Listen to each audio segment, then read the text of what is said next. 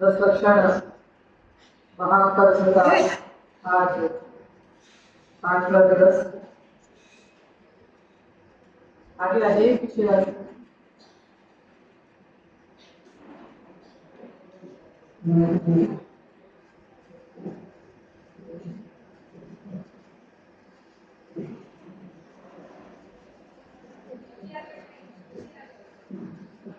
हाँ बस बस बस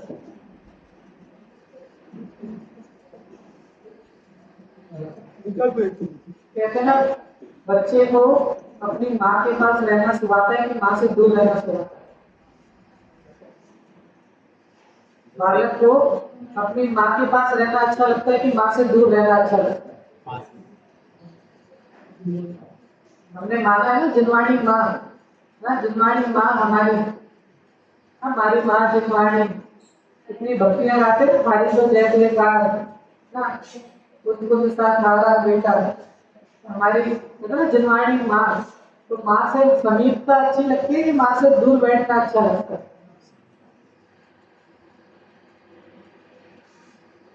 अवसर मिला है हमको, अपने निज कल्याण का अवसर मिला है, तो कैसे जाना, सबसे आगे बढ़ करके जाना ना। किसी को कोई मौका मिलता है तो सबसे लाइन में पीछे खड़े रहेगा तो सबसे आगे खड़ा रहेगा ना। कोई ऐसा अवसर मिल जाए हमको है ना, बहुत कुछ कमाने का या कुछ भी ना लौकिक क्षेत्र का कोई अवसर मिल जाए तो हम लाइन में सबसे पीछे खड़े होंगे, सबसे आगे खड़े होंगे ना। धक्का मुक्की मार कर भी ना 4 लोगों को पीछे धकेल करके भी हम आगे जाएंगे।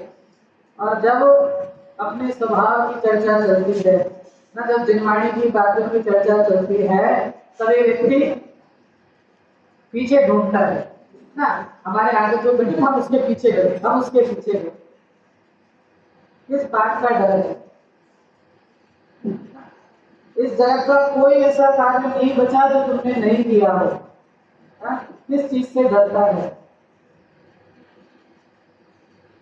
मैं कहूँ घर से बाहर जाते हैं ना तो घर पे ताला लगाता है, घर से बाहर जाता है तो घर के बाहर ताला लगाता है, घर के अंदर होता है तो भी घर पे ताला लगाता है।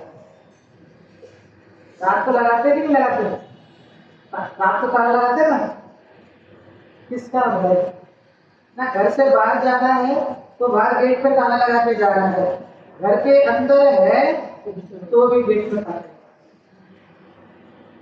यहाँ लिख रहे हैं इसने एक बार इस शुद्ध आत्म तत्व की बात समझ ली, जान ली, उसके जो भय आती है ना, सप्त भय, ये लोक का भय, परलोक का भय, मुक्ति का, रक्षा का, है ना, अकस्मात का, जितने भी भय होते हैं फिर उसको भय लगते नहीं। तो उसको खबर पड़ गई ना, मैं कौन हूँ, मैं तो ना चैतन्य का पिंड, मेरी जाति क्या है, चैतन्य जाति मात्र सत्तावान वस्तु तत्व हूँ। बच्चों को पढ़ाते हैं ना, आत्मा हूँ आत्मा हूँ आत्मा हूँ, मैं कभी गलता नहीं, कटता नहीं, न जल जलाए तो गलता नहीं, शस्त्र से कटता नहीं, मैं तो कैसा हूँ, शुद्ध स्वरूपी आत्म तत्व हूँ। ऐसा चैतन्य का पिंड, तेरी जाति चैतन्य मात्र जाति वाला। और कब उसका ख्याल आएगा? तो आचार्य तुम लिखते हैं कि जब ये आत्मा ज्ञान रूप में ही परिणमन करता है, तब जब ये आत्मा ज्ञान रूप में ही परिणमन करता है हम सब जैन है ना, कहते हैं जैनी तो मुफ्त में स्वर्ग चला जाता है। क्या कहा? जैनी तो मुफ्त में स्वर्ग चला जाता है। जब बॉम्बे में लोकल ट्रेन है ना, तो लोकल ट्रेन में चढ़ना कैसे पड़ता है ना, चढ़ना नहीं पड़ता है। आप तो खड़े हो जाओ, अपने आप भी चढ़ा दिए जाओगे, और आप खड़े हो जाओ, अपने आप भी उतार दिए जाओगे। मतलब चढ़ना नहीं पड़ता, मुफ्त में। ऐसा कह रहे कि जैनी तो मुफ्त में ही स्वर्ग आदि है ना। श्लोक देश में लिखा आचार्य पूज्यपाद ने कि स्वर्ग आदि तो उस मोक्ष के मार्ग में स्वतः ही प्राप्त हो जाते हैं, लेकिन ज्ञानी जीवों को इन स्वर्ग आदि की इच्छा नहीं। कल रात को मैंने बोला था ना, क्या लगाते हैं हम, है ना, किसी का भी देहावसान हो जाए तो क्या लगाते हैं, कहाँ चला गया। अब वो तो सबको अपने अपने परिणामों का ख्याल है कि कौन किसको कहाँ जाने वाला है ना, कब आयु कर्म का बंद हो ना। विभाग में जब आयु कर्म का बंद होता है, इसलिए कहा कि प्रति समय ना, जीव प्रति समय जागृत रहने की आवश्यकता है। न जाने किस क्षण तुझे आयु नामक कर्म का बंद हो और कौन सी गति में तू चला जाए, इसके लिए प्रति समय देखने की आवश्यकता है। 151 नंबर की गाथा कल हमने देखी थी, आज 152 नंबर की गाथा भी अपनी चर्चा करनी है। ये जीव जिन शुभ भावों के अंदर इस मोक्ष को मान करके बैठा है ना, 3 भाव हमने बताए थे ना, कौन कौन से। अगर मैंने दो अलग अलग बताए, इसलिए आप कंफ्यूज मत होना। एक तो बताए थे ये भाव, धारक भाव और ज्ञायक भाव, बराबर है। और एक कॉमन में हम अशुभ भाव, शुभ भाव और शुद्ध भाव, बराबर। कि दिन रात शुभाशुभ भावों में मेरा व्यापार चला, तो ये शुभ और अशुभ। तो ये अशुभ भाव को योग शास्त्र में अशुभ भाव को तो सबको ही बुरा कह रहे हैं ना। अभी तो हमने तो अशुभ को भी बुरा नहीं जाना है ना। किसमें सुख मिल रहा है? पैसे में सुख है ना, धन में सुख है ना। चलो पैसे की गड्डी ली, उसको बोल दिया ना, 1000 के अब तो बंद हो गए, 500 के नोट की गड्डी ली और उसको पानी में घोल दिया, घोल कर आपको पिला दिया। पैसे में सुख है ना, तो क्या किया, नोट की गड्डी घोल करके पिला दी, तो सुखी हो जाओगे। फिर चतुराई, चतुर है ना, अरे भैया आपको पता नहीं है, ऐसा नहीं होता है ना। उस पैसे से जो इंद्रिय सुख मिलते हैं ना, उसका सुख है कि आपको समझ में नहीं आता है ना। ये ऐसे घोल के पीने की बात नहीं है, उस पैसे से जो इंद्रिय सुख मिलते हैं ना, उसकी चर्चा है। लिखा जनवाणी में, सोचा करता हूँ भोगों से बुझ जाएगी इच्छा ज्वाला, परिणाम निकलता है लेकिन मानव पाप में। ये सोच, क्या सोच रहा है, यही सोच रहा है ना कि क्या होगा। सोचा करता हूँ भोगों से, कि मैं जो भोग है ना, मैं भोग को भोग लूंगा तो ये जो मेरी इच्छा ज्वाला है क्या हो जाएगी, शांत हो जाएगी ना। तो देश में उदाहरण है, पति का जिमी घटी यंत्र में बार बार भरमाए ना। जैसे वो घटी यंत्र होता है ना, पुराने लोगों ने तो देखा होगा, वो जैसे पानी निकालते खेतों के उसमें, तो वो एक घटी यंत्र होता है, उसके अंदर वो आदमी खड़ा होकर उसको चलाता है। तो उसमें ऐसे 12 आने होते, मतलब वो उसकी लीप होती है। क्या होता है, एक को पीछे किया तो दूसरा आगे, फिर दूसरे को पीछे किया तो तीसरा आगे, ऐसा लिखा वहां पर कि जब तक एक विपद टले अन्य विपद बहु आए, पति का जिमी घटी यंत्र में बार बार भरमाए।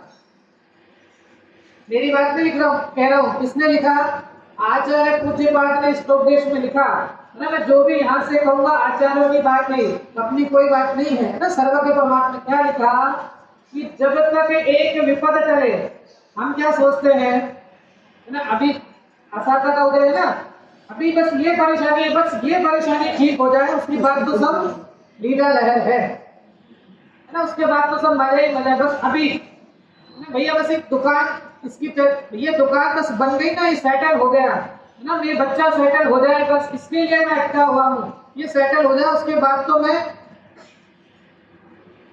विचार करना इतनी इतनी अवस्थाओं में भी जीव, क्योंकि ये तो संसार का स्वरूप है ना, एक विपद टली कि दूसरी विपदा सामने खड़ी हो जाती है, दूसरी विपदा समाप्त होती है कि तीसरी विपदा आकर खड़ी हो जाती है।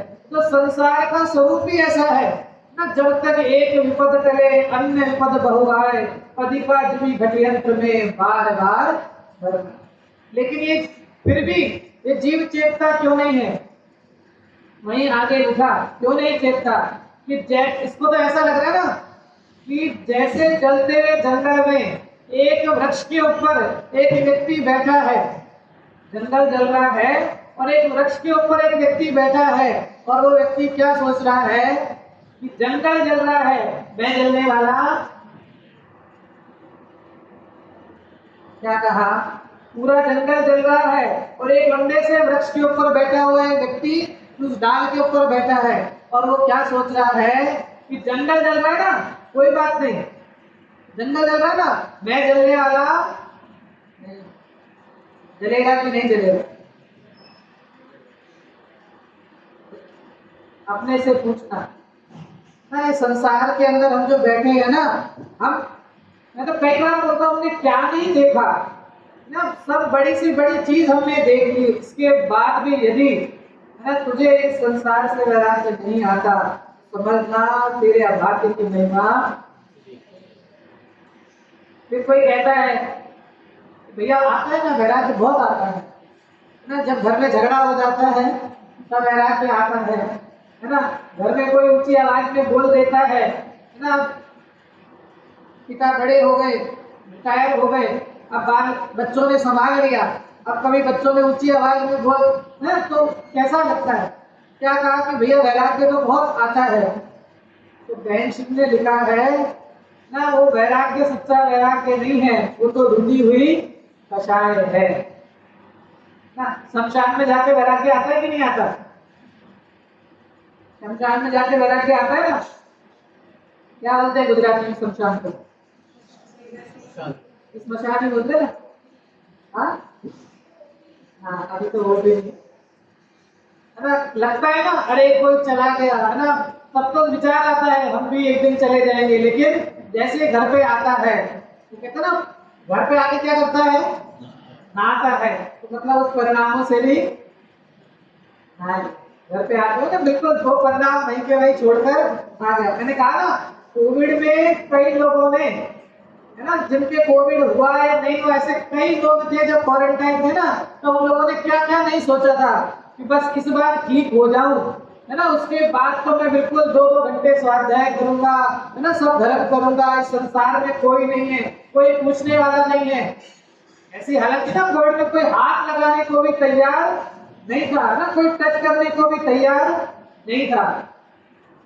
भैया हमने क्या नहीं देखा इस संसार का स्वरूप, इतना देखने के बाद भी यदि तुझे संसार में दुर्भाषित नहीं होता है तो विचार करना अभी रुचि की बहुत कमजोरी, बहुत आवश्यकता है अपनी स्वाध्याय की, अपने स्वरूप को जानने। आचार्य भगवान को दे लिखते हैं कि जब ये जीव अशुभ कर्म को निकालता है और जो शुभ कर्म है उन शुभ कर्मों से भी दृष्टि हटाकर ज्ञान मात्र अर्थात ज्ञान स्वरूप में ही रमण करता है, तब इस जीव को नियम से मोक्ष की प्राप्ति होती है। उसमें हमने मुनिराजों की चर्चा देखी थी, 151 नंबर की गाथा, भावार्थ एक बार पुनः पढ़कर 152 नंबर की गाथा प्रारंभ करेंगे। कल विस्तार किया ही था, मात्र पढ़ रहा हूं। मोक्ष का उपादान तो आत्मा ही है ना, उपादान कारण जो स्वयं कार्य को परिणमित होता है, ऐसा उपादान कारण तो ये आत्मा ही है। समय सार की 73 नंबर की गाथा में लिखा है कि जैसे जैसे जीव स्वरूप में विज्ञान घन होता जाता है, कौन सी गाथा? समय सार 73 नंबर की गाथा में लिखा, जैसे जैसे जीव स्वरूप में विज्ञान घन होता जाता है वैसे वैसे इसके कर्म आदि का स्वतः नाश हो जाता है। वही यहाँ पे चर्चा कर रहे हैं कि ज्ञान स्वरूप में जब ये जीव ज्ञान स्वरूप के अंदर निमग्न होता है, इस ज्ञान के अंदर रमण करता है, तो इसके कर्म आदि का नाश होता है। और मोक्ष का उपादान तो आत्मा ही है, और परमार्थ से आत्मा का ज्ञान स्वभाव है ना। ये जो ज्ञान है, जो मेरा स्वभाव है, उसके कारण ही मुक्ति की प्राप्ति इसको संभव है। और ज्ञान के बिना न, ज्ञान के बिना छड़ा में लिखा, अंतिम ग्रैविक लौकी हद पायो अनंत बिरियापद, पर सम्यक ज्ञान साधो दुर्लभ निज में बुद्धि। क्या लिखा कि मैंने ग्रैविक ना, ग्रैविक अंतिम ग्रैविक तक मैं जाकर के आया हूँ। अंतिम ग्रैविक लॉ की हद कितनी बार? पायो अनंत बिरियापद, अनंत बार मैं उस अंतिम ग्रैविक तक जाके आया। लेकिन क्या कमी रह गई? पर सम्यक ज्ञान, जिस ज्ञान की चर्चा चल रही है ना, जिस सम्यक ज्ञान की चर्चा चल रही है, कि वो सम्यक ज्ञान मैंने अपने अंदर अंगीकार नहीं किया, उसके कारण मैं पुनः पुनः वापस से इस संसार के अंदर कर रह गया। अभी इसके अंदर चौथी धारा पर पढ़ रहे थे ना, चौथी धारा के अंदर भी लाइन आती है ना, जे पूर्व शिव गहे जाए अरु आगे जय है, ये सब महिमा ज्ञान तरी पुनिनाथ कहे। क्या कहा? ये पूर्व शिव गए जाहि, अरे अरु आगे जय है, मतलब पास्ट में, प्रेजेंट में और फ्यूचर में जो भी जीव मोक्ष की प्राप्ति करता है, ते सब महिमा ज्ञान तनी। अपना जो विषय चला ना कि वो सब महिमा किसकी है? ज्ञान की महिमा। ते सब महिमा ज्ञान तनी मुनिनाथ कहे है। कि आचार्य ने लिखा है, अपनी कोई बात नहीं, आचार्य ने लिखा कि ये जो ज्ञान है, ये ज्ञान ही, आपने केबीसी देखा होगा ना, केबीसी आता है ना, अभी तो कौन सा सीजन बहुत सीजन चल रहा है, उसका बीच में एक सीजन आया था 2-3 साल पहले, उसकी टैगलाइन थी, ज्ञान ही आपको आपका हक दिलाता है। क्या टैगलाइन थी? ज्ञान ही आपको आपका हक दिलाता है। अब वहां उसका मतलब जो भी हो, है ना, वहां उसका मतलब वो जो प्राइस बनी है उससे हो कि ज्ञान अगर होगा आपके पास तो आपको आपका हक।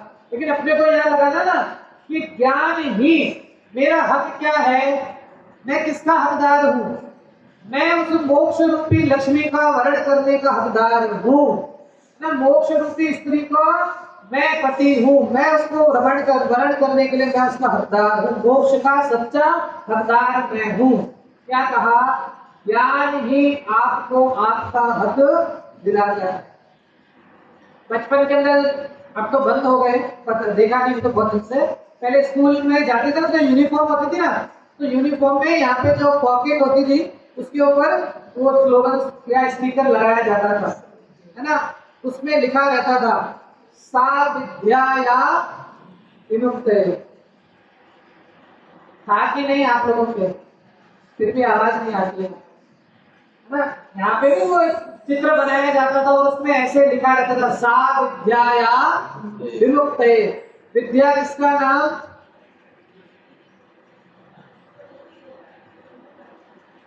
बोलो, इतना तो समझ, बचपन से सुना देखा, अभी तक अर्थ समझ में नहीं आया। क्या लिखा? सा विद्याया विमुक्ते। विद्या किसका नाम?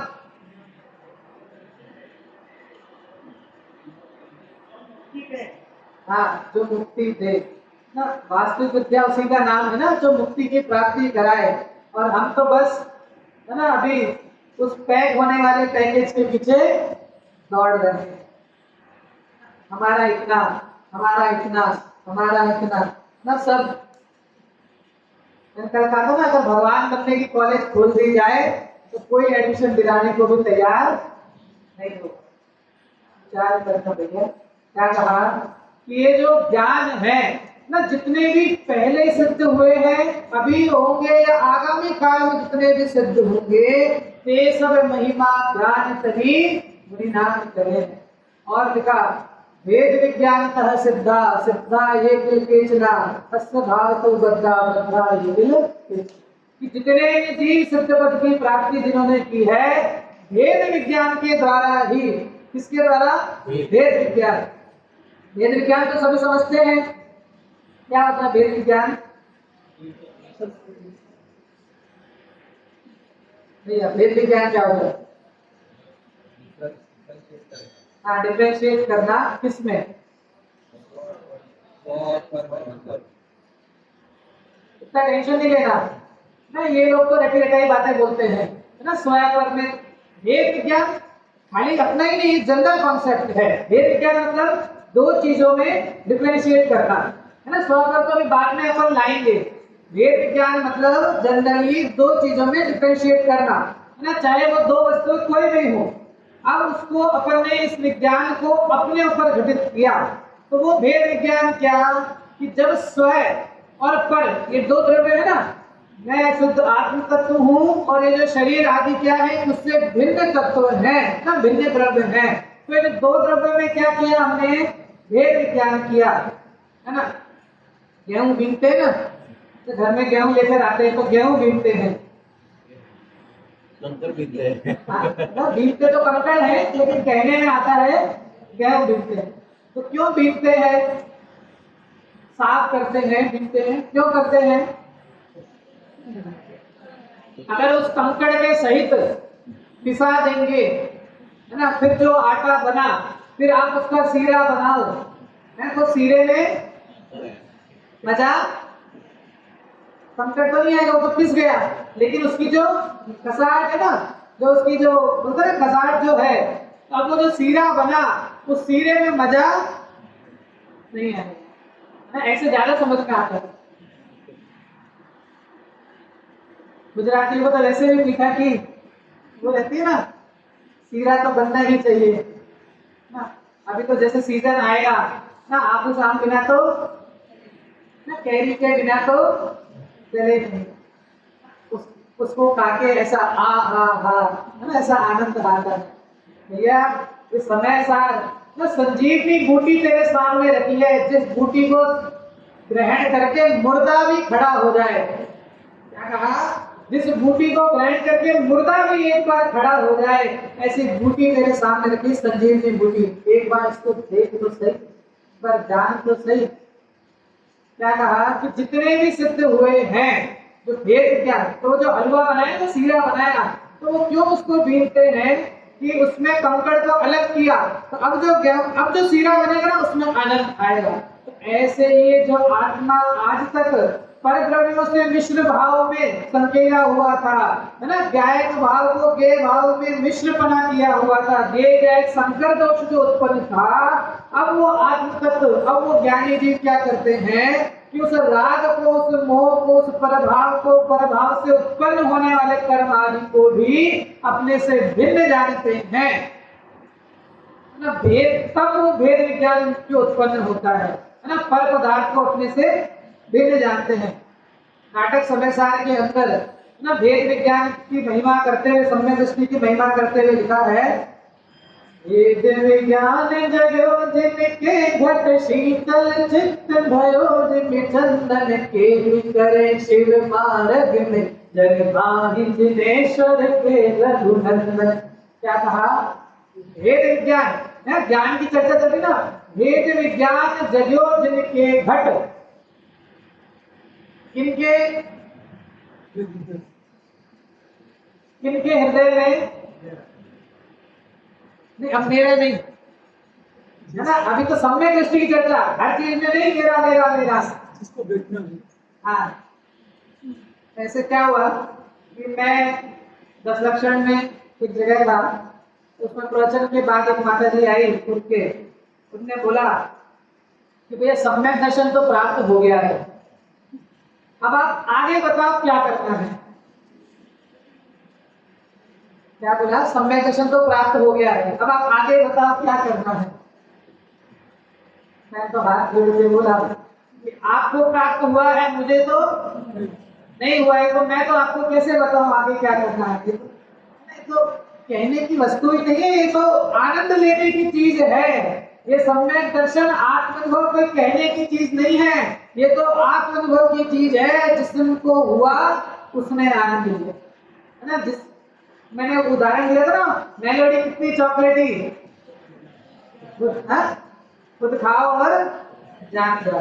ना ऐसी ऐसी चीज है। ये सम्यक दर्शन कैसा है कि भाई एक बार लेके तो देख, ठीक है ना। सम्यक दर्शन ऐसा, सम्यक दर्शन ऐसा, एक बार प्राप्त तो कर। एक बार उस सम्यक दर्शन को ना, जिसके बिना जिनेन्द्र भगवान भी, जिसके बिना तीर्थंकर भी, चक्रवर्ती को भी ये संसार सुहाता नहीं है। तो सम्यक दर्शन कैसी अलौकिक वस्तु है, एक बार तो उसको लेने का प्रयास तो कर। क्या लिखा? वेद विज्ञान जगो जिनके घट शीतल चित्त भयो दिवि चंदन, कि जिनके, अब वहां पे विस्तार किया, घट भी नहीं लगाना। घट मतलब हृदय नहीं लेना, घट मतलब हृदय नहीं लेना, क्योंकि देवों के तो हृदय, देवों के हृदय होता है क्या, जो अपने ऐसे धक धक धक करता है, ऐसा हृदय देवों के होता है? नरक में होता है? सम्यक दर्शन होता है कि नहीं? बात समझ में आई? क्या कहा? वो शब्द, कई बार कहते हैं शब्द हमको भाव समझना है ना। क्या लिखा? वेद विज्ञान जगो जिनके घट, अर्थात जिनके अंतर में, जिनके आत्म तत्व में इस द्रव्य कर्म, भाव कर्म, नौ कर्म से भिन्न ये शुद्ध आत्मा जिनके ख्याल में आता है, उनका चित्त शीतल चित्त भयो दिवि चंदन, कि ऐसे लिपटे रहे विषधर पदपि चंदन समान, जो चंदन के समान जो शीतल है। कैसे कहा? जिनका चित्त शीतलता को प्राप्त होता है वेद ज्ञान के बल से, ना सम्यक ज्ञान के बल से। और क्या करते हैं फिर वो जीव? केली करे शिव मार्ग में जगमान जिनेश्वर के रघुनंदन। केली करे, क्या करते हैं? केली मतलब क्रीड़ा, केली मतलब क्रीड़ा, है ना। जैसे एक बालक है, उस बालक को आपने उसका फेवरेट कोई टॉय दे दिया, अब वो क्रीड़ा कर रहा है, आप उसको कुछ भी बोलो, है ना, वो सुनने वाला नहीं है। आजकल तो ऐसा हो गया ना थोड़ा, कौन सा टॉय चाहिए सबको? कौन सा टॉय चाहिए सबको, है ना। आप बस उसको पकड़ा दो, है ना, उसके बाद फिर आप कुछ भी करो, उसको कोई फर्क है। ऐसा लिखा, केली करे शिव मार्ग में, सम्यक दृष्टि जीव ना, वेद विज्ञान के बल से सम्यक दृष्टि जीव इस मोक्ष मार्ग में क्या करते हैं? क्रीड़ा करते हैं। क्या करते हैं? क्रीड़ा करते हैं। दो तरह के गेम होते हैं, एक इंडोर गेम और एक आउटडोर गेम, है ना। इंडोर आउटडोर तो सब समझते हैं ना। तो जो वास्तविक इंडोर गेम है ना, वो वास्तविक इंडोर गेम सम्यक दृष्टि जीव खेलते हैं ना। हमने तो अभी तो हमें इंडोर की परिभाषा भी नहीं आई है ना। अंदर रहकर, इंडोर मतलब अंदर रहकर खेलने वाला गेम ना, जो अंदर रहकर खेला जाता है वो इंडोर गेम है। सम्यक दृष्टि क्या लिखा? केली करे शिव मार्ग में, कि सम्यक दृष्टि जीव मोक्ष के मार्ग में क्रीड़ा करते हैं, केली करते हैं। और लिखा, जग माही, रहते तो कहाँ हैं? जग में, संसार में रहते हैं। संसार में रहने के बाद भी, जग के अंदर रहने के बाद भी क्या लिखा? जग माही जिनेश्वर के रघुनंदन, कि रहते तो संसार में हैं, लेकिन कैसे हैं? जिनेश्वर देव के पुत्र हैं। क्यों है? क्योंकि जैसा आत्मा का आनंद वो भोग रहे हैं ना, जिस जाति का आत्मा का आनंद वो भोग रहे हैं, वैसी की वैसी जाति का आत्मा का आनंद सम्यक दृष्टि जीव भोग रहा है ना। क्वांटिटी में अंतर हो सकता है, क्वालिटी में अंतर नहीं है ना। सम्यक दृष्टि को भी आत्मा वेदन में प्रत्यक्ष है ना, वेदन प्रत्यक्ष है ना। और केवली को आत्मा प्रत्यक्ष। कौन सा प्रत्यक्ष? हाँ बोलिए बोलिए। नहीं, स्वयं संवेदन तो उसको भी है, सम्यक दृष्टि को भी।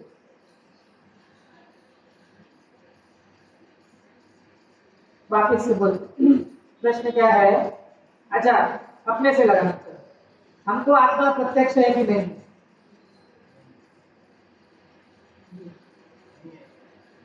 अजीत जी बोल रहे हैं हाँ, इधर से आगे। अब मैं हाथ ऊपर करूंगा तो फिर खबर पड़े किसका क्या और किसकी श्रेणी में जा रहा है। मैं चिंता नहीं करना, अपनी चर्चा है ना, सब ख्याल में आती ना बात, ख्याल में आएगी हमको। क्या कहा, हमको आत्मा प्रत्यक्ष है कि नहीं? नहीं, हमको मेरे हमारे होते नहीं है ना। चलो पकड़ के रखना। हाँ, अब उसके बाद सम्यक दृष्टि थी। सम्यक दृष्टि थी को आत्मा प्रत्यक्ष है कि नहीं है? वेदन प्रत्यक्ष प्रभु के कार्य में प्रत्यक्ष वेदन प्रत्यक्ष। हाँ, वेदन प्रत्यक्ष अनुभव के साथ। चलो अब आगे केवली को, है ना, बताऊंगा। सबसे पहला मुझे आत्मा कैसी है? ज्ञान अपेक्षा से तो मतलब मति शुद्ध ज्ञान है ना, परोक्ष ज्ञान, तो वैसे तो परोक्ष है, लेकिन है ना, जो जैसे मैं पढ़ रहा हूँ, है ना, पढ़ रहा हूँ, जान रहा हूँ, तो मैं क्या जान रहा हूँ कि आत्मा में इतने अनंत गुण हैं, आत्मा अरूपी होता है, आत्मा का स्वरूप ऐसा है। तो जब मैं अपने इस ज्ञान की अपेक्षा से कहूंगा तो मुझे आत्मा ज्ञान प्रत्यक्ष कहीं कहीं जिनवाणी में कहीं है। हाँ, तो ज्ञान प्रत्यक्ष, क्योंकि मुझे जानने में आ रहा है ना, मेरे ज्ञान स्वभाव और मेरे ज्ञान स्वभाव में जानने में आ रहा है कि आत्मा अरूपी है, आत्मा के अंदर अनंत गुण विद्यमान है, आत्मा के अंदर अनंत शक्तियां विद्यमान है, लेकिन मुझे अनुभव प्रत्यक्ष नहीं है, मुझे वेदन प्रत्यक्ष नहीं है। जब सम्यक दर्शन की प्राप्ति हुई, वेद विज्ञान के बल से सम्यक दर्शन की प्राप्ति हुई, तो वो जो ज्ञान में जो आत्मा का स्वरूप था, वो आत्मा का स्वरूप अब वेदन में भी आने लगा। जो पहले ज्ञान मात्र में स्वरूप था ना, अब वो आत्मा वेदन में भी जानने में आने लगी, उसका अनुभव होने लगा, तो वेदन प्रत्यक्ष हुआ। और जब केवली अर्थात जब केवल ज्ञान की प्राप्ति हुई, तब वो सर्व प्रत्यक्ष, मतलब वहां प्रदेश प्रत्यक्ष भी है। आत्मा के जो प्रदेश है ना, वहां के केवली के ज्ञान में तो सब कुछ घटित हो रहा है, तो वहां पर आत्मा प्रदेश प्रत्यक्ष भी है। तो इसके लिए ज्ञान प्रत्यक्ष भी, वेदन प्रत्यक्ष भी और प्रदेश प्रत्यक्ष भी होने के कारण वहां सर्व रूप से प्रत्यक्ष आत्म तत्व को कहा। तो क्या बात थी कि जो आत्म तत्व है, जब ये जीव अनुभव के काल में, है ना, जब सम्यक दृष्टि को भेद विज्ञान के द्वारा, इस ज्ञान मात्र के द्वारा आत्मा का संचेतन होता है, तो धीरे धीरे इस मार्ग पे चलकर कर्म आदि का नाश करता है और उसको मोक्ष की प्राप्ति होती है ना। 152 नंबर की गाथा, हाँ, उसकी कहानी का पढ़ रहा हूं। अब यह बतलाते हैं कि आगम में भी ज्ञान को ही मोक्ष का कारण कहा है।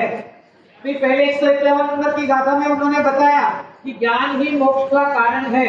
उस ज्ञान को आत्मा कहो या आत्मा को ज्ञान कहो, दोनों एक ही बात है। अब उसकी पुष्टि कर रहे हैं, क्या लिख रहे हैं कि आगम में भी, शास्त्रों में भी ज्ञान को मोक्ष का कारण नहीं, क्या लिखा, जा लिखा है ना, जा, ज्ञान को ही मोक्ष का कारण कहा है। एक बार पढ़ते हैं 152 नंबर की गाथा। परमढ़मी दो हटदो जो गुण तब वदन च धारे दी तम संगम बाल तबम बाल वदन प्रीति सवर्णो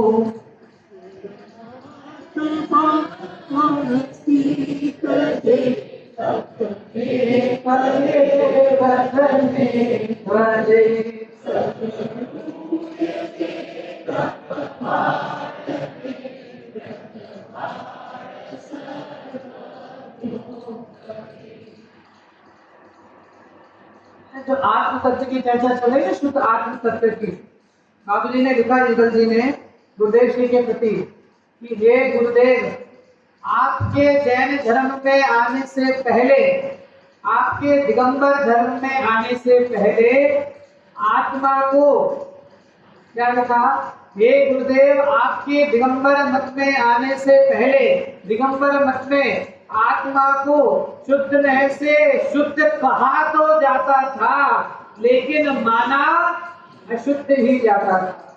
ये तो आपका उपकार है कि ये शुद्ध नह से आत्मा कहना भी आपने सिखलाया और उस आत्मा को शुद्ध मानना भी आपने सिखलाया।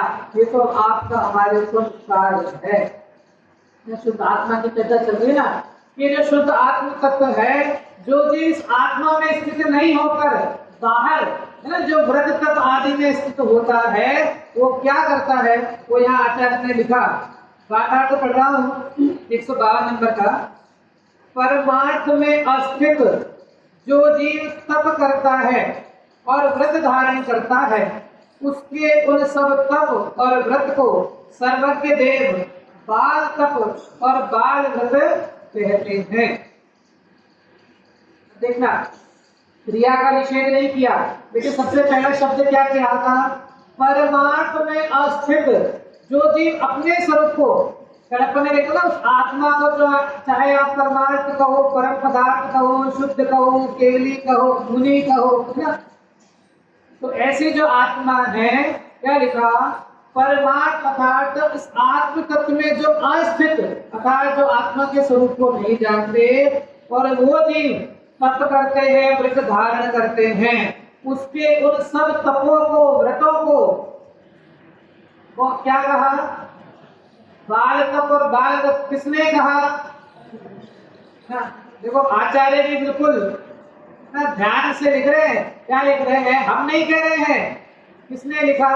सर्वज्ञ देव ने कहा है, क्योंकि तुम हमारी बात मानो नहीं मानो, है ना? मैं आपको कितना ही समझाऊं, आप तो बोलो कि 10 दिन के लिए तो है ना, ऐसे तो हर 10 लक्षण में आते ही है ना, हर 10 लक्षण में स्थानिका में आते हैं, आकर के चले जाते हैं, है ना? क्या मानना?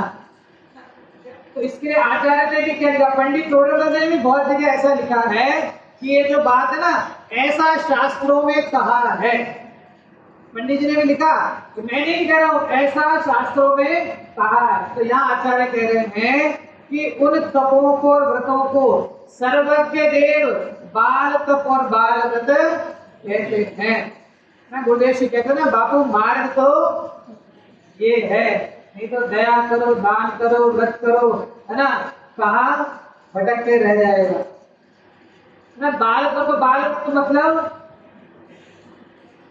कि अज्ञान दशा में किया गया कार्य। जैसे बचपन में अपन खेलते हैं ना, ऐसे लंगड़ी टांग खेलते हैं, क्या बोलते हैं गुजराती?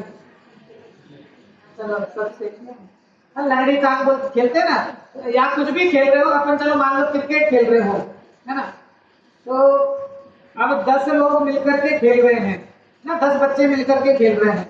अब उसमें सब मतलब 10-10 साल के, 11-12 साल के बच्चे हैं, वो सब मिलकर क्रिकेट खेल रहे हैं, 10-11 बच्चे। अब उसमें एक किसी का भाई आया, 4 साल का भाई। अब वो आया, अब वो बोले कि मुझे भी खिलाओ, मुझे भी खिलाओ, मुझे भी खिलाओ, उसने जिद पकड़ ली, मुझे भी खिलाओ, मुझे भी खिलाओ।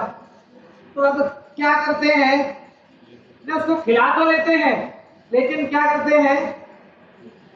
नींबू, है ना, क्या बोलते हैं? हाँ, कच्चा नींबू, है ना, हमारे कच्ची कौड़ी, है ना, कोई नींबू टींबू, है ना, जो भी बोलते हो, कच्चा नींबू ना। कच्चा नींबू क्या होता है? उसका कोई मतलब उसकी वैल्यू नहीं है, है ना। वो चाहे मतलब किसी ने शॉट मारा, उसने कैच पकड़ी, वो नहीं गिरा जाएगा, कैच मारी जाएगी कि नहीं मारी जाएगी, है ना। देखना, वो दौड़ रहा है, वो सब कुछ कर रहा है। ऐसा नहीं है कि कच्चा नींबू है तो मतलब बैठा है, वो भी फील्डिंग में पूरे ग्राउंड में चक्कर काट रहा है, इधर से उधर दौड़ रहा है, इधर दौड़ रहा है, उधर दौड़ रहा है, सब कुछ कर रहा है, लेकिन फिर भी उसके बनाए हुए रन काउंट। बस यही आचार्य कह रहे हैं, है ना। ये जो तू तप कर रहा है, व्रत धारण कर रहा है, सब कुछ कर रहा है, कर तो तू सब कुछ रहा है, लेकिन फिर भी मोक्ष मार्ग में ये तेरे किए गए तप, तेरे किए गए व्रत काउंट ना। कच्चा नींबू है ना, थोड़ा जल्दी समझ में आ जाती इन चीजों से बात। ऐसा नहीं है, मैं इसके लिए बात करूं, ऐसा नहीं है कि उसको कच्चा नींबू है तो वो कोने में बैठ गया है, कोने में बैठ करके खाली है ना बैठा है, वो सब कुछ कर रहा है। जो जो दूसरे लोग कर रहे हैं ना, जो जो बड़े लोग कर रहे हैं, इधर से उधर, है ना, क्रीज के ऊपर इधर से उधर दौड़ रहे हैं, पिच के ऊपर, है ना, फील्डिंग के लिए इधर दौड़ रहा है, उधर बाउंड्री पे जा रहा है, बॉल पकड़ के ला रहा है ना, फेंक भी रहा है, कैच भी ले रहा है, खेल भी रहा है, रन भी बना रहा है, सब कुछ करने के बाद भी उसके द्वारा किया गया कार्य, है ना, टीम के अंदर काउंट नहीं होता है। उसी प्रकार यहाँ कह रहे हैं, क्या लिखा कि परमार्थ से अवस्थित जो जीव आत्म स्वभाव को नहीं जान करके बाहर में जो जीव तप करता है, व्रत धारण करता है, उसके उन सभी तपों को, व्रतों को सर्वज्ञ देव बाल तप और बाल व्रत कहते हैं। क्योंकि वैसे भी देखा जाए तो एक तप व्रत आदि तो क्या है, शुभ भाव के कारण है। किसके कारण है? शुभ भाव के कारण है। और आचार्य ने तो लिखा, अमृतचंद आचार्य ने, कि शुभ भाव तो मोक्ष का घातक भाव है। नियम सार पद ब्रह्मधारी देव ने लिखा कि शुभ भाव तो मोक्ष का घातक भाव है। और घातक भाव से साधक भाव की प्राप्ति कभी इसके लिए तुझे बार बार चेत करके कह रहे हैं, क्योंकि आचार्य को भी पता है जीव अभी कर तो यही कार्य कर रहा है, शुभ अशुभ भाव के अंदर ही परिणमन कर रहा है, लेकिन फिर भी जो तुझे चेता रहे ना कि भैया चाहते तो बहुत है लेकिन होता नहीं है ना, चाहते तो सब कुछ है लेकिन ना कर नहीं पाते हैं, तो भी चिंता मत करना, डरना नहीं, घबराना नहीं, है ना। आज नहीं तो कल, है ना, ये देशना, सुनी हुई देशना कब किस रूप में सम्यक दर्शन में निमित्त बन जाए, है ना, कब किस रूप में तेरा परिणाम पलट जाए, है ना, एक क्षण के अंदर। वर्तमान युग में तो कितने उदाहरण हैं। अपने तीर्थंकरों के वैराग्य की अगर कभी स्टोरी पढ़े ना, तो अभी तीर्थंकर के जो वैराग्य की स्टोरी आपने कभी पंचकल्याण को आदि में देखा होगा, कैसे कैसे वैराग्य हो जाता था, है ना। एक सफेद बाल दिखा और वैराग्य हो गया, है ना। हम तो अभी उस सफेद को काले में करने में लगे हैं,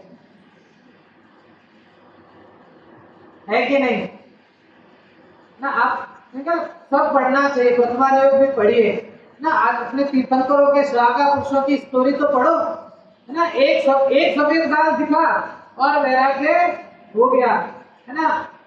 हमारे तो सारे हो गए, है ना। हम तो अभी क्या कर रहे हैं, है ना, अलग अलग तरह के उपचार के द्वारा उसको काला करने का प्रयास कर रहे हैं। कांच में मुख देखा, है ना, बादल, है ना, बादलों का विघटन देखा, है ना, किसी का नृत्य देखी, कैसे कैसे परिणाम है, और लेकिन हम अगर कठोर भाषा में कहा जाए, एक शब्द आता है चिकना घड़ा। चिकना घड़ा सुना है सबने?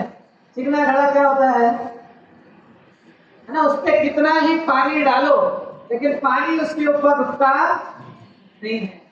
ऐसे हम भी क्या हो गए हैं, चिकने घड़े हो गए, है ना। कितना ही सुन ले, है ना। आजकल तो ऐसी दशा ना, सब वो यूट्यूबों पे चल रहा है, लोग मतलब दोनों तरह की बातें हैं, सब सुन भी रहे हैं, है ना, 2-3 घंटे कैसे भी सुन रहे हैं, लेकिन उसके बाद भी देखो ये ऑनलाइन वाली जो सिस्टम है ना, ये तो जो है, ये तो उपचार में जो किया जा रहा है अलग बात है, लेकिन वास्तव में असली मजा तो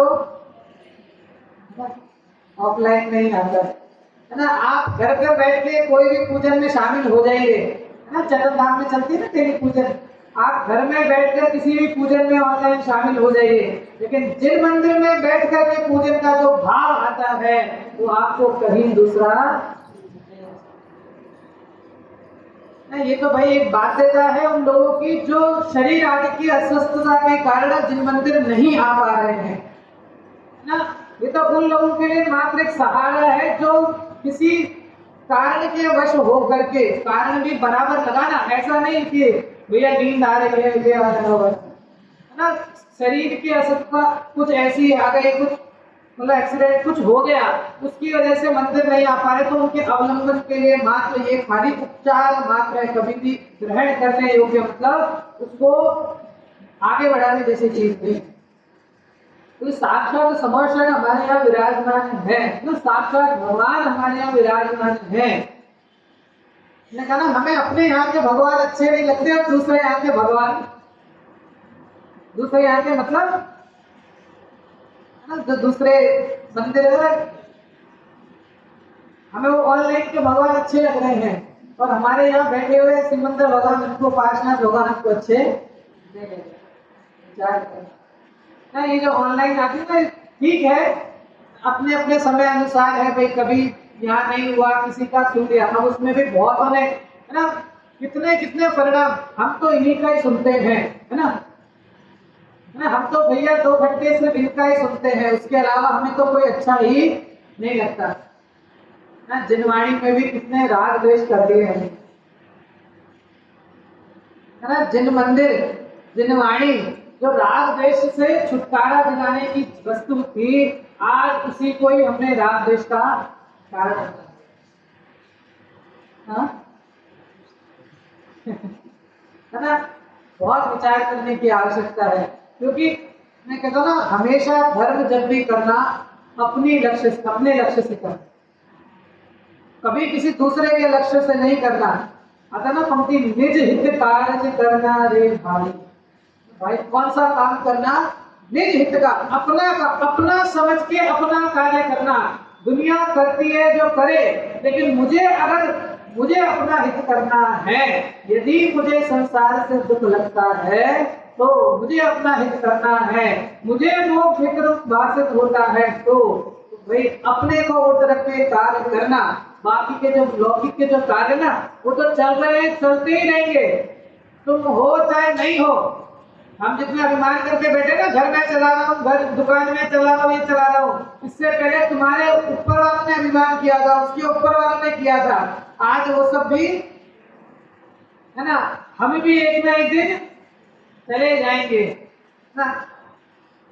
तो जो चीज साथ में जाएगी, चिर रक्षक घर में हमारा हो, घर में हमारा चिर साथी, जग में ना हमारा कोई, हम भी ना रहे जग के साथी। ये जो धर्म है ना, ये धर्म ही वास्तव में हमारे साथ जाने वाला है। बाकी जितने भी संयोग हैं इस देश में, दिशा देश से आए कर पक्षी वृक्ष बसंत, प्राप्त होत निज कार्य नश इच्छित देश उड़न।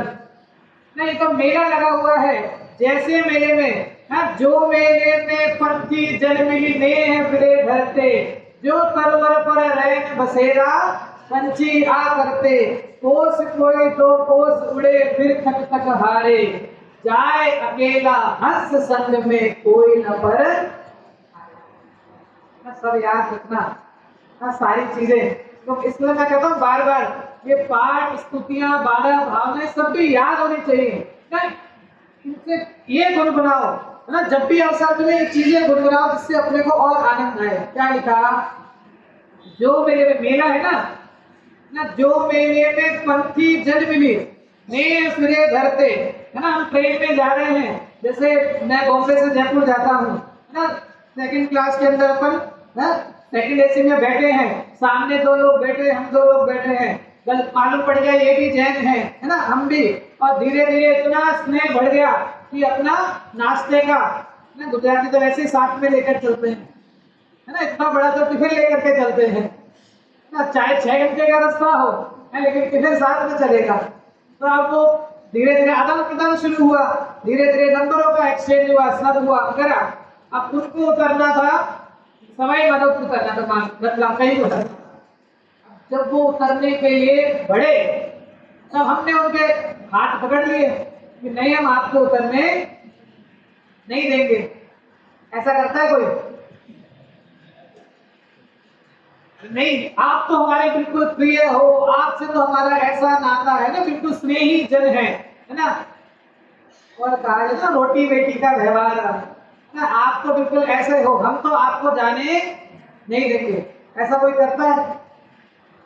लौकिक में तो चतुराई ना, लौकिक में तो सर्व तरह की चतुराई जानता है, लेकिन यहाँ पर क्या लिखा? जो मेले में पंछी जन मिलते हैं फिरे धरते, जो तरवर पे रैन बसेरा पंछी आ करते, कोस कोई 2 कोस उड़े फिर थक थक कर हारे, जाए अकेला हंस संग में कोई न पर मारे। ये जो हंस, हंस कौन है ना, ये आत्म तत्व ना, ये जो चेतन तत्व है उसको हंस, ये हंस है। जाए अकेला हंस संग में कोई न पर, आगे भी बहुत सुंदर पंक्ति लिखी है। कमला चलते न पैंट जाए मर घट तक परिवारा, अपने अपने सुख को रोए पिता पुत्र दारा। ना पहले की जो परंपरा थी, कमला मतलब स्त्री, कमला चलते न पैंट जाए, मतलब पहले घर की स्त्रियां जब किसी को लेके जाते थे तो घर की स्त्रियां घर की चौखट तक ही जाती थी। जब किसी को हम शमशान लेके जाते ना तो स्त्रियां कहां तक जाती थी, चौखट तक। कमला चलते न पैंट जाए मर घट तक परिवारा, और परिवार जन कहां तक जाने वाले हैं, उसके आगे, उसके आगे तो कोई नहीं जाएगा। पक्का है ना, ये तो नक्की है ना, निर्णय है ना। श्रीमद जी ने लिखा, ये देह शमशान की राख की पूर्व पर्याय है। क्या कहा, ये जो देह है ये शमशान की राख की पूर्व पर्याय है। न कमला चलते न पैंट जाए मर घट तक परिवारा, अपने अपने सुख को रोए पिता पुत्र दारा। जितने भी हैं सब अपने अपने ना, अब हमारे लिए ये कौन करेगा। कभी जाते तो वो जो रुदन चल रहा होता उसमें यही सब, यही स्वर है, अरे अब हमें ये कौन लेके जाएगा, अरे अब हमारे लिए ये कौन करेगा, अब हमारा ये कौन करेगा। नहीं, संसार का स्वरूप ही ऐसा है। जाए अकेला हंस संग में, ये जो हंस है ना चेतन तत्व, और अगर ऐसा ही चला गया ना, अगर सम्यक दर्शन के बिना ये मनुष्य भाव प्राप्त हुआ और ज्ञान को ग्रहण किए बिना, सम्यक दर्शन को ग्रहण किए बिना तू अगर चला गया तो समझ लेना गुरुदेव श्री कहते हैं मोटा अपराधी है। क्या कहा, मोटा अपराधी ना, बड़ा अपराधी। यदि तुझे मनुष्य भाव प्राप्त हुआ, सब संपदा प्राप्त होने के बाद भी यदि तू सम्यक दर्शन की प्राप्ति नहीं करता है तो तू बड़ा अपराधी है ना। तूने एक सीट खराब कर दी। तो मेडिकल में अपन एग्जाम देते ना, जी का नीट का एग्जाम देते हैं तो उसके अंदर लिमिटेड सीट है, जैसे 100 ही, मतलब जितनी भी सीट है लिमिटेड सीट है। अब तूने कंपटीशन एग्जाम दिया, तू उसमें पास हो गया, तेरा सिलेक्शन हो गया, सिलेक्शन होने के बाद इंटरव्यू हुआ, तो इंटरव्यू में भी क्लियर हो गया, तुझे जो कॉलेज चाहिए था वो कॉलेज तुझको मिल गया, वो सीट तुझको मिल गई। अब तू कहता है मैं कॉलेज नहीं जाऊंगा। तो क्या किया तूने, एक सीट खराब कर दी। उनकी संप्रमाण ना बिल्कुल, तो ना उंगली के कोरे पे के लिए तो फिक्स है, संख्या फिक्स है। तुझे ये मनुष्य भाव मिला और वो मनुष्य भाव मिलने के बाद यदि तूने अपना कार्य नहीं किया तो समझ लेना तूने एक सीट खराब कर ना। इसके लिए सबसे पहला कुछ भी मोक्ष महल की प्रथम सीढ़ी या ज्ञान चरित्र सम्यक्ता नरेशु दर्शन कारो भव्य।